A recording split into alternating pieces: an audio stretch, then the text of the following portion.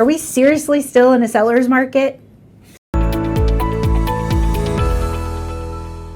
Hey everyone, welcome back to the Hatch Homes Monday Market Update. I'm Angela.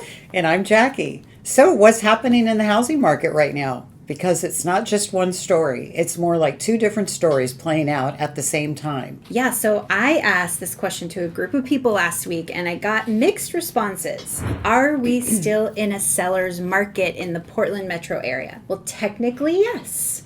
But if you're a real estate professional like us, you see that it really matters what price point and what area you're looking at. Some areas are still really competitive. Homes selling quickly and buyers have to come in strong. But in other places, we're seeing listings sit a little longer and buyers have a lot more breathing room. So let's start with the basics. In a seller's market, there are more buyers than homes. That means homes sell faster, prices go up, and bidding wars are common. We have overall been in a slight seller's market now for a few years, but that's overall for Portland. In a buyer's market, it's the opposite. There are more homes for sale than buyers, so homes take longer to sell. Prices may level out or drop, and buyers gain the power to negotiate. And now, while the data shows still a slight seller's edge overall, many real estate professionals that you'll talk to will say it really depends. Many realtors feel like it is leaning towards a balanced market, and that's something we haven't seen in a while.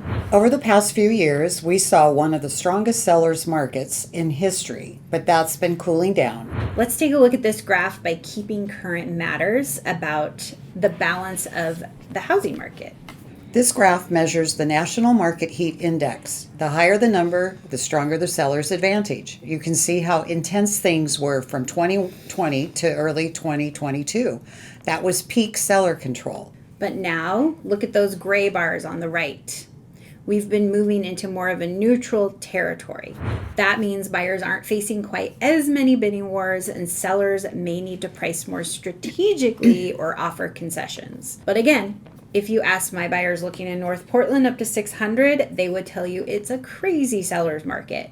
And if you were to ask my clients with a condo downtown, they would tell you it was an extreme buyer's market. Whether it's a buyer or a seller's market, it just really depends. So why is this happening? A big reason is inventory, or simply how many homes are actually for sale. This time of year, spring, we normally see the highest amount of homes hit the market, but they get gobbled up by buyer demand. Pending sales are historically at a peak in spring, and that keeps inventory low. But this year, buyer demand has been stalled a bit. We have some consumer confidence issues and affordability issues coming to a head. That has paused some buyers' home searches, so the inventory in this spring boom is just not as competitive. Yeah, we're seeing more price reductions and longer days on market. This trend normally is a fall-time trend. Here's the key takeaway. Real estate is hyper-local. So to best understand what market you are in as a buyer or a seller, you need to look at local and neighborhood trends. If you're a buyer, this might be your best time to get serious about buying a home. You have quality spring market inventory, and depending on where you're looking, more negotiating power. Be sure you're working with an agent who knows how to spot value and help you win the right home. And if you're a seller, don't worry, homes are still selling, but the price strategy matters more than ever. You may need to be flexible or make small concessions to attract today's buyers. Yeah, I think that is an important point. Homes are still selling.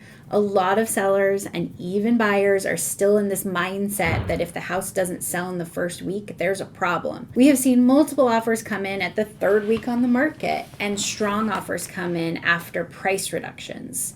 As agents, we're having to keep our fingers on the pulse of the market constantly so we can make sure we're giving our clients the best advice on pricing. So if you're even thinking about making a move, reach out. We'd love to help you understand what's happening in your market and build a strategy that works for you. Thanks for watching, and as always, if you found this helpful, be sure to like and subscribe so you don't miss future updates. See you next time.